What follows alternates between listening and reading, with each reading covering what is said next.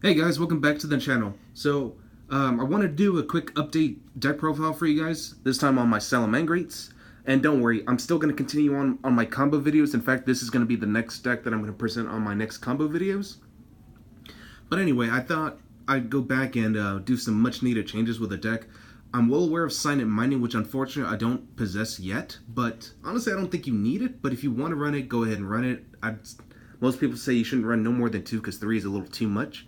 But this is more of a low budget option of the deck, as the deck can still compete very well even without cards like Thanos Dragon or Silent Mining. This deck is just so consistent and really good at recurring its resources. So I figured I should show you what I have now with some new tech choices that I put in, and hopefully you guys will enjoy this. Alright, so starting off with the main deck, of course I'm going to be playing 3 copies of Gazelle. This is your main combo piece starter. 3 Spinny.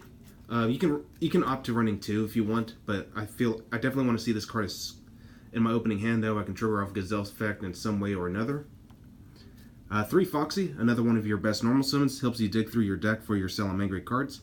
Also has a great graveyard effect, which lets you get around floodgates and all that stuff, so you definitely need to get those out as quickly as you can. Unfortunately, Mystic Mind's the only card that'll stop that, but if you can find a way to out it, then you should be fine. For the 1-ofs, 1 Foul, it's a free summon and also locks down back row. 1 Falco, which recycles your back row. And Jack Jaguar, which recycles your monsters. So really good cards just to help you extend, and yeah, that's all you really need, just one of each of these. Next up, 2 copies of Flame Buffalo. You definitely want to be able to draw cards in your deck. This is just a cheaper option if you don't want to go with Silent Mining. But again, just helps you dig through your deck a little bit faster, and you can also chain block. You can easily chain block this with Baylink, so not a bad opener either. And 1 Lady Debug, just in case if you don't have any of your opening pieces. But if you can still manage to protect your debug from hand traps and still set off with it, then you should be just fine. Alright, so now moving on to the hand traps. I'm running 3 Ash Blossom. It's pretty standard. It's recyclable in this deck, thankfully. 2 Ghost Spell. I just got my hands on 2. I'm expecting a 3rd in the mail, but 2 in this deck is all you'll ever need. Just helps you, stop graveyard heavy decks or graveyard reliant decks. 2 Ghost Ogre. It's non-targeting spot removal. And 2 Veiler, which is just cheaper than Infinite Impermanence because I can't afford Impermanence right now. So I just got to go with what kind of budget I'm able to work with, Next up, 3 Salamangreat Circle. This is your Rhoda. Who doesn't want to run Rhoda at 3? 3 Called by the Grave, it's an important staple. For 1-ofs, 1 Sanctuary, 1 Will, or you can run this at 2 if you like, but I got another card that just fills in for the second one, which is the new Salamangreat Recurrence. This card's actually pretty good. Just targets 2 Salamangreat monsters in your grave with 2 different names and add them back to your hand, so it just gives you card advantage. Also, you can have this as a bait card that you can set. So if this card gets popped while it's set, you get to add any Salamangreat spell or trap from your deck to your hand. So has 2 beneficial effects, so I definitely like it. 1 Fusion of Fire and 1 Foolish Berry. And that's it for spells.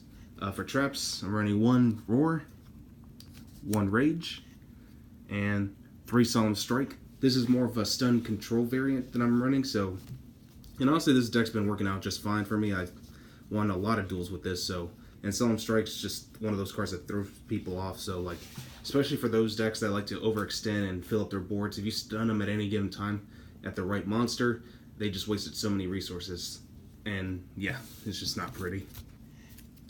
Alright, so for the extra deck, now running 3 copies of Baylings. I mean, figured might as well since I'm not running the Psychic Wielder route. I could go back to that if I ever wanted to, but for now I'm just going with this variant for now, for this format at least. Just gives your Salamangreat cards protection. 3 Sunlight Wolf, the most important Link monster. I definitely want to upgrade these to the super rares from the OTS Pack 10. But this helps you recycle all your fire monsters as well as your Salamangreat spells and traps.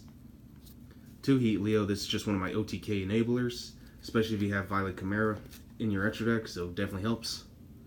1 Hita. I just got the super rare. I'm really happy with this card. This card's really good against the mirror match, against Sky Striker, because you take the Kagari for yourself, or for pretty much every deck runs an Ash Blossom. So if you need an additional level 3 monster to go into Mirage Stalio, Hita can bring that back for you and all that good stuff.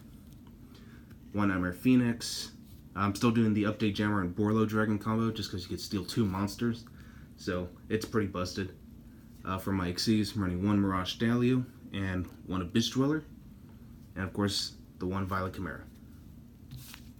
So that's 40 cards in the main deck, 15 cards on the extra, and of course every side deck needs 15 cards. For the side, I'm running 2 Lancia, just because like I have plenty of cards that can pretty much shut down like Orcust and Thunder Dragons, and Lancia just hurts that deck even further, so it's just really nasty. 2 Pankratob, because I think 3 is a little too bricky for this deck. I'm not running Sphere Mode anymore, just because not every deck is able to like fill up their boards as much, and now back row heavy decks are becoming a lot more important in this format, so I feel like 2 is just enough. But there are still plenty of decks that do a lot of special summoning though, so that comes to my new addition to my side deck. 2 Ghost Sister Spooky Dogwood. I actually pulled one on my own box of Dark Neostorm. I should have done a video for you guys. I'm really sorry I didn't. And as for the second one, I traded a card to get it, so I had a card of equal value, so I was like, you know what, I definitely want this, would you trade this? And the guy was really cool, so shout outs to him. 3 Twin Twisters. Like I said, back row heavy decks are far more important in this format now. Like, we got Mystic Mine, and a lot of decks there are some other decks that are really incorporating Mystic Mine, like, a lot. 2 Super Poly, for the mirror match mainly. Imperial Order. I found that this deck's actually really good with Imperial Order because it's not too reliant on its spell effects, more on its monster effects. So if you can manage to pull this off against Mystic Mine Burn, they're done. All they can do is just rely on their traps, and it's not hard to get around their trap cards at all. 3 Evenly Matched. I might switch these out for Red Reboot instead, but I'm still kind of like experimenting with this. So far Evenly Matched has been working for me, but at times I definitely want Red Reboot more, so again, it just really depends on how it goes. So that's pretty much it. Well, anyway, I hope you guys enjoyed this video, and I will catch you guys next time, and be sure to check in for the combo video for this deck.